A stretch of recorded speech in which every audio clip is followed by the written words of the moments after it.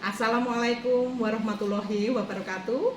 Berjumpa kembali dengan saya Reni Fajarina, Sarjana Pendidikan, calon guru penggerak angkatan 9 dari SMA Negeri Kerjo, Kabupaten Karanganyar. Kali ini saya tidak sendiri, saya ditemani oleh Ibu Nurul Hasanah, Sarjana Pendidikan. Beliau adalah guru sejarah di SMA Negeri Kerjo.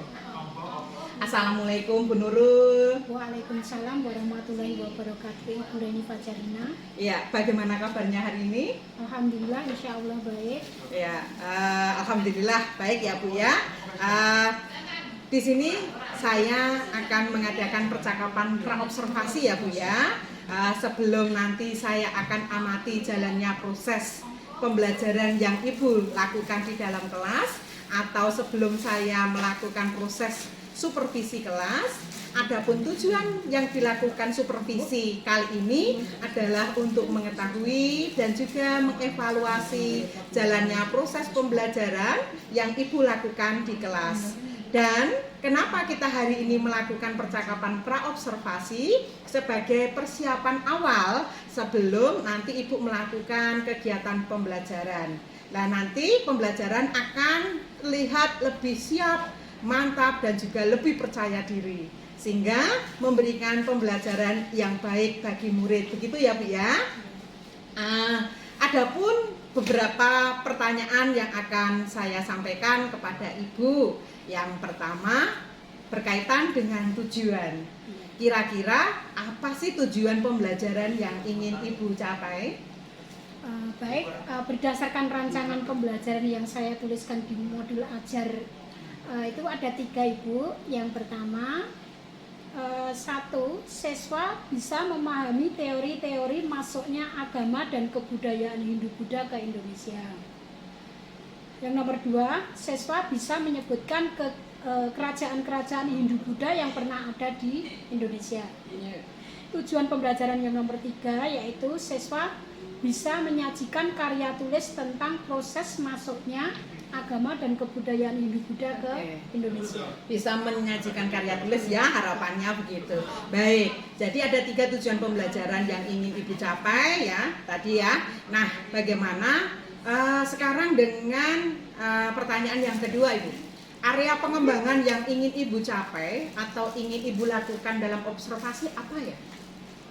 Baik, untuk area pengembangannya mungkin saya akan menggunakan 2, yaitu pada area pengetahuan dan juga keterampilan.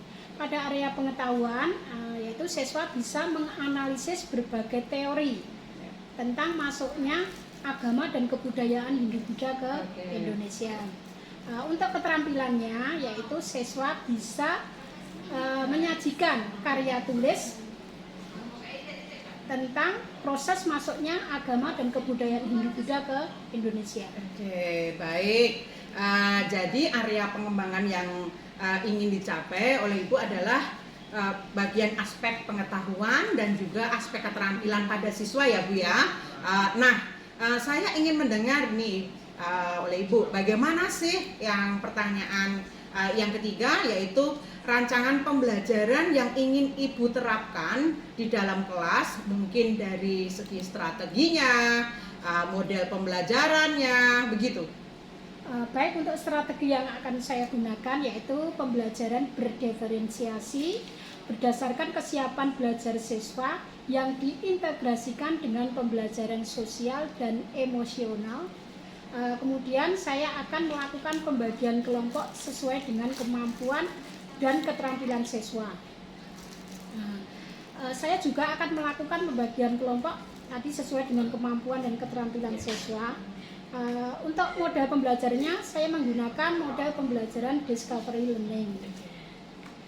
Untuk metodenya mungkin saya akan menggunakan diskusi kelompok Ibu, yaitu melakukan analisis ataupun merancang solusi dan memvalidasi ide. Oke, jadi yang akan Ibu terapkan dalam kelas menggunakan strategi pembelajaran berdiferensiasi yang diintegrasikan dengan pembelajaran sosial emosional ya Bu ya, dengan menggunakan model pembelajaran discovery learning dengan metode diskusi kelompok gitu ya. bagaimana sih dengan media pembelajaran yang akan Ibu gunakan di dalam kelas nanti? Baik, untuk media pembelajarannya mungkin saya nanti akan menggunakan beragam contoh teks lembar kerja, hasil observasi yang kemudian berlanjut ke LKPD atau lembar kerja, kemudian saya salin di PowerPoint dan juga laptop yang akan saya tampilkan di proyektor. Oke, baik. Nah, kira-kira kapan nih Ibu akan melakukan kegiatan pembelajaran tersebut? Di hari apa, di kelas berapa, dan juga di jam berapa? Baik, untuk waktu pembelajarannya nanti kebetulan saya di hari Rabu itu di jam 1-2 saya ada jam pelajaran sejarah yaitu di kelas 10E6. Ya, oke. Baik, jadi nanti hari Rabu depan di kelas 10E6 ya Bu ya, jam 1 dan kedua yang akan nanti Ibu lakukan pembelajaran, yaitu saya akan melakukan supervisi kelas Ibu. Saya akan melihat dan juga mencatat hal-hal apa saja yang terjadi dalam kelas itu. Nah, nanti setelah Ibu melakukan kegiatan observasi atau pembelajaran dalam kelas, kita akan adakan percakapan yang terakhir ya Bu ya, yaitu percakapan pasca observasi yang nanti akan didampingi oleh pengajar praktek saya. Sebelum kita akhiri, gini Bu. Kira-kira apa sih yang akan Ibu dapatkan dari hasil percakapan kita hari ini? Baik, saya mungkin akan mendapatkan gambaran media apa yang akan saya gunakan ketika saya mengadakan praktek mengajar di kelas nanti, Ibu. Oke, ya. Dan itu akan saya persiapkan mulai dari sekarang. Terima kasih sekali. Terima kasih Bu Nurul atas waktunya.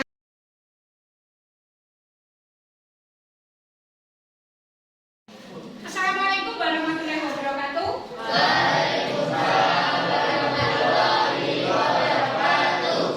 Selamat siang.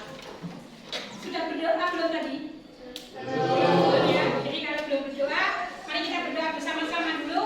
Salah satu tidak harus ketua ya, jadi memimpin doa. Ya Mas. Mas Rendra, memimpin doa. Jawab. Doa mulai.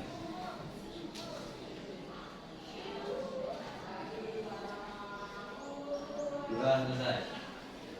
Assalamualaikum warahmatullahi wabarakatuh. Waalaikumsalam warahmatullahi wabarakatuh. Selamat pagi semuanya. Pagi Ibu. Gimana kabarnya hari ini? Ya, Alhamdulillah. Alhamdulillah luar biasa gitu ya. Jadi tidak hanya baik tapi luar biasa baik. Terima kasih untuk pagi ini yang semuanya saya lihat pada sudah ceria semua dari wajahnya karena ini masih pagi ya. Semoga saja nanti sampai jam siang juga masih semangat, masih ceria. Sebelum kita mengawali pelajaran pada pagi hari ini, marilah kita bersyukur dulu kepada Allah Subhanahu Wa Taala. Jadi karena atas limpahan dari rahmat atau ridhonya, kita pagi ini masih bisa bertemu, berkumpul bersama-sama dalam kelas 10E6 yang menyenangkan ini. Hari ini yang tidak masuk siapa? Ferry sama? Chandra. Ferry kenapa? Chandra? Yang saya dulu. Yang lainnya masuk semua ya? Alhamdulillah, jadi semoga yang sakit ini bisa segera sembuh sehingga besok pagi bisa mengikuti pelajaran seperti sedia kala. Terus untuk materi yang kemarin kita kan sudah membicarakan mengenai jalur rempah di Nusantara ya, jadi jalur masuknya rempah ke Nusantara. Dan kalian juga sudah membuat petanya, dibuka kembali, cuma baca, jadi kita sudah apa itu? Badan. Sambil ketawa juga nggak apa-apa. Bu Nurul berkata, gelengkan badan sama kepala.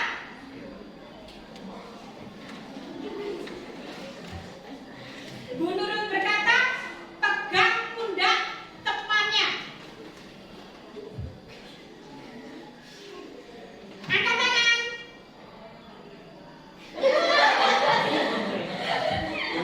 Berarti salah ya.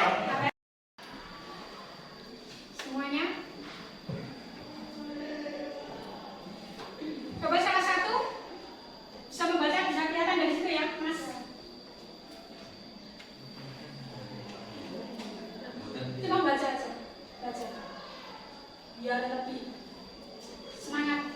Dibaca ya. Tujuan pembelajaran. Setelah mengikuti proses pembelajaran, peserta didik diharapkan satu, baca aja Mas.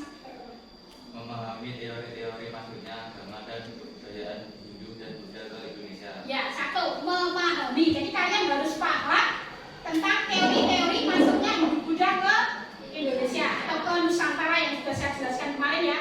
Nusantara dengan Indonesia sama. Yang nomor dua, Mbak, yang dibaca aja. Nggak kelihatan?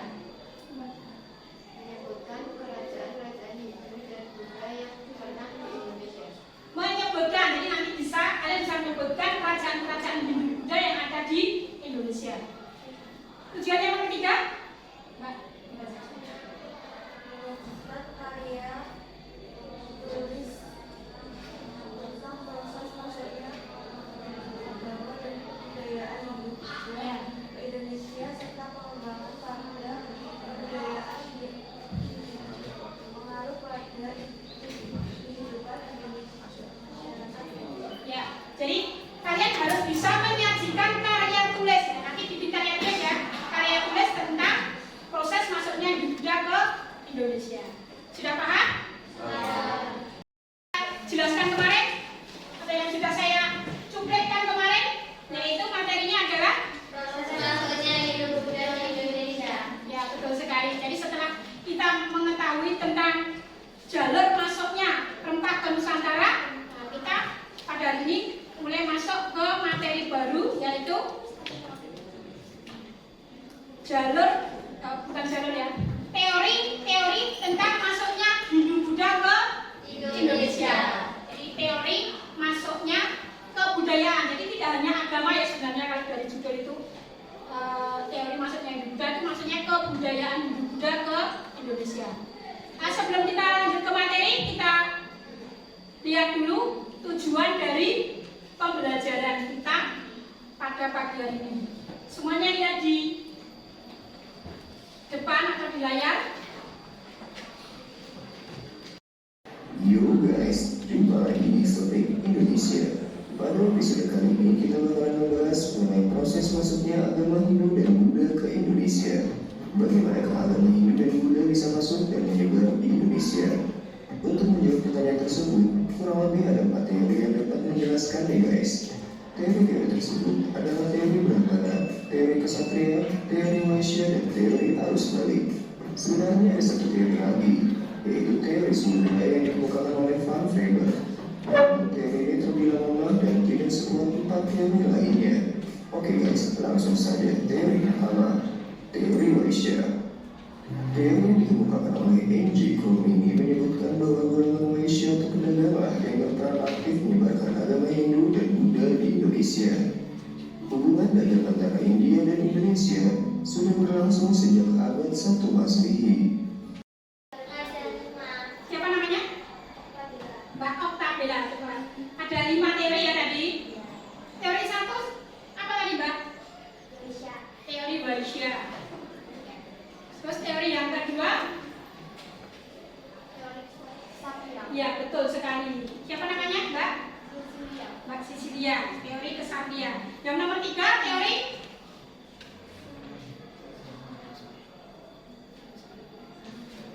Arus balik. Ya. Siapa namanya Mas? Ya Mas Buka. Teori arus balik. Yang terakhir teori apa tadi? Brahmana. Ya. Saya tidak akan menjelaskan banyak dari materi, kan kalian kemarin sudah saya beri tugas untuk membaca materinya di rumah ya. Jadi ini tadi juga sudah mengamati videonya, jadi sudah jelas. Nah, nanti kalau ada yang belum jelas di buku paket juga sudah ada materinya, nanti bisa dibaca lagi. Sesuai dari kesepakatan kemarin kita hari ini diskusi kelompok ya. Nah, sudah dibagi kelompoknya ini, sudah menempatkan diri, ada 5 kelompok. Nah, jadi tugasnya coba ditulis semuanya. Semua dari masing-masing kelompok. Sebenarnya tadi sudah saya tulis tapi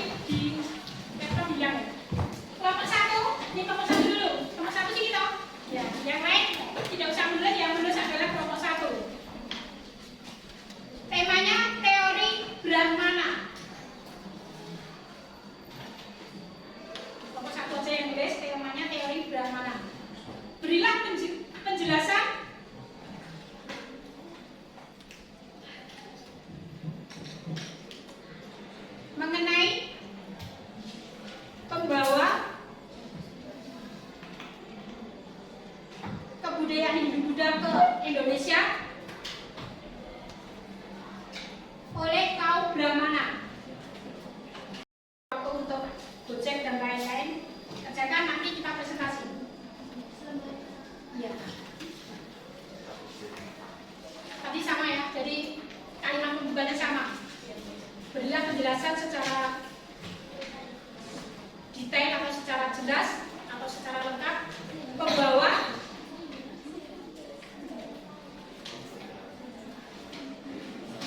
kebudayaan hidup budaya Indonesia oleh kaum kesatria. Yang lain ini juga bisa. Ini itu Brahmana, ini kesatria.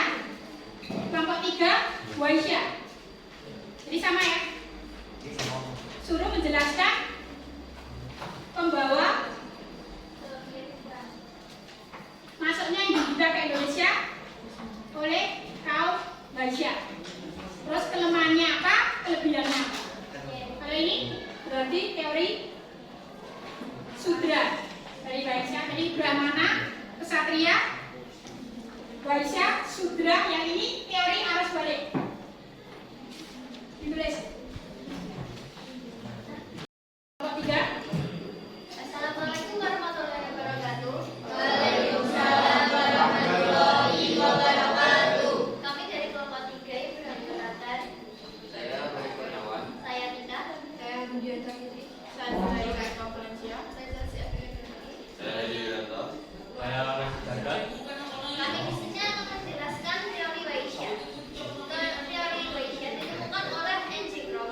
Menurut teori ini, agama Hindu Buddha masuk ke Indonesia dibawa oleh pedagang dari India, yaitu kasta Waisya. Dalam perdagangan India tidak hanya membawa barang dagang, tetapi juga adat atau kebiasaan dari negaranya, termasuk ajaran agama Hindu dan Buddha. Kelebihan dari teori ini yaitu transaksi jual beli dan perdagangan, adanya kampung galing dan adanya perkawinan dengan warga lokal. Dan di sini kekurangannya yaitu penggunaan bahasa serta kepentingan para pedagang. Kelompok lain harus aktif. Siapa yang mau mengajukan pertanyaan, tunjuk jari dulu dari kelompok mana, terus dijelaskan pertanyaannya secara jelas. Permisi, saya mau izin bertanya. Perkenalkan, nama saya Rifana dari kelompok 4. Pertanyaannya ialah, kenapa teori Waisya memiliki kelemahan berupa penggunaan bahasa? Jadi penggunaan bahasa yang ditulis itu menggunakan bahasa Sanskerta dan aksara Pallawan, dan tidak banyak yang bisa menggunakan bahasa tersebut dan tidak banyak yang mengerti tentang bahasa tersebut. Jadi teori ini kurangnya itu. Kelompok hari ini yang diakhiri dengan presentasi dari semua kelompok. Jadi